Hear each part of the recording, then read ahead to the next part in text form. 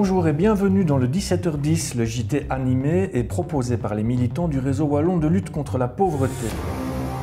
Cette troisième édition est consacrée aux difficultés liées au transport public dans les zones rurales. Suppression des guichets et des salles d'attente dans les gares, trains en retard ou supprimés, changement d'horaire incessant et que dire si l'on doit se déplacer en fauteuil roulant, les usagers des lignes rurales de la SNCB en ont marre.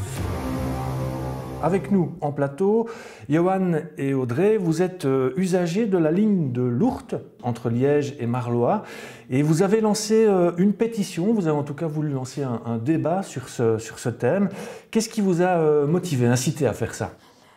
Parce qu'il n'y a plus de correspondance, il n'y a plus moyen d'aller jusqu'aux différents lieux demandés et à un moment donné on se dit qu'est-ce qu'il y a?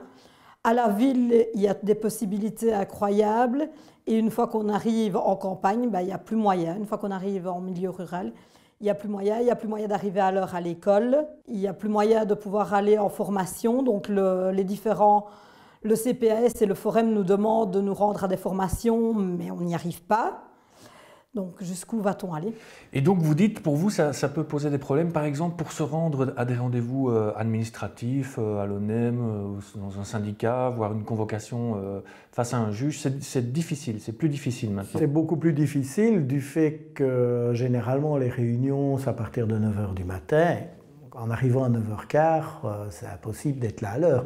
Et encore, je dis bien 9h15, c'est à la gare. S'il faut reprendre un bus ou se déplacer un peu plus loin dans Arlon, c'est impossible d'arriver à l'heure.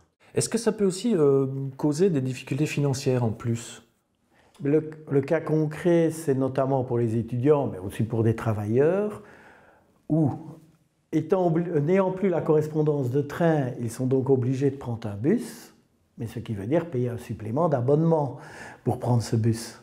Donc il faut déjà avoir, si on n'a pas prévu son budget, de quoi payer le bus supplémentaire alors que le train y va mais ne permet pas d'arriver à l'heure. Vous, Audrey, concrètement, vous avez eu des problèmes pour pouvoir suivre des cours de promotion sociale. C'est devenu compliqué aussi pour vous. Dans le Luxembourg, les cours de promotion sociale sont le soir. L'école la plus proche n'est pourtant qu'à 2 gares, donc entre Barvaux et Marche, mais les cours se terminant à 10h.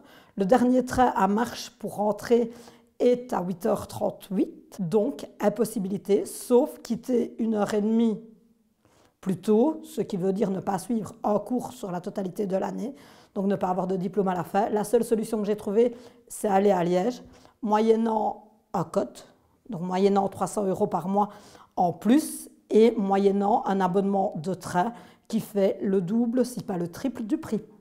Alors, des difficultés aussi, vous dites, pour les élèves, pour les enfants qui veulent se rendre à l'école, c'est aussi compliqué d'arriver à l'heure, visiblement. En plus de retard régulier sur la ligne, le fait, encore une fois, de devoir attendre 1 heure la correspondance empêche d'arriver à 8h30, 8h20, l'heure des écoles. Ce qui veut dire qu'il y a plusieurs enfants qui ratent la première heure de cours et qui sont privés, le même problème lors du retour, du fait qu'on ne sait plus prendre le train plus tard, de tous travaux de groupe.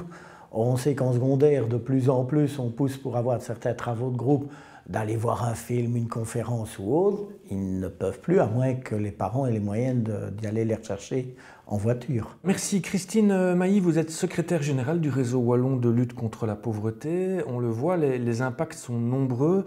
Et ce sont finalement des obstacles en plus qui s'accumulent pour les familles qui sont déjà en difficulté par ailleurs. Oui, exact. Alors que l'organisation de la mobilité sur le territoire devrait être au service, j'ai envie de dire, de la dynamique du développement de la société, mais aussi de la possibilité pour la population et toute la population, quels que soient ses revenus, de pouvoir se rendre à une formation, de pouvoir se rendre à un emploi, de pouvoir aller à l'école, de pouvoir aller faire des courses, mais aussi de pouvoir aller au cinéma, mais aussi de pouvoir passer du temps de loisirs et de plaisir avec des amis et donc de jouer sur le lien social.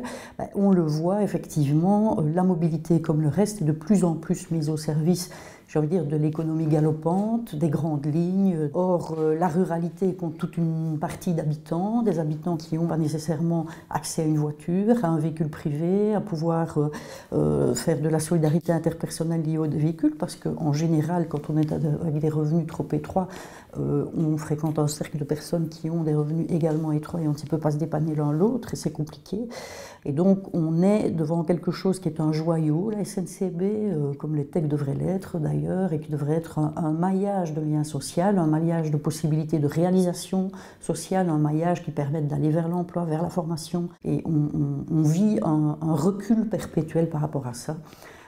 Singulièrement donc dans toutes les zones rurales, en tout cas en Wallonie. Voilà, merci à vous. C'est la fin de cette édition. Nous vous remercions de l'avoir suivi et nous vous donnons rendez-vous dans un mois pour une nouvelle édition du 17h10.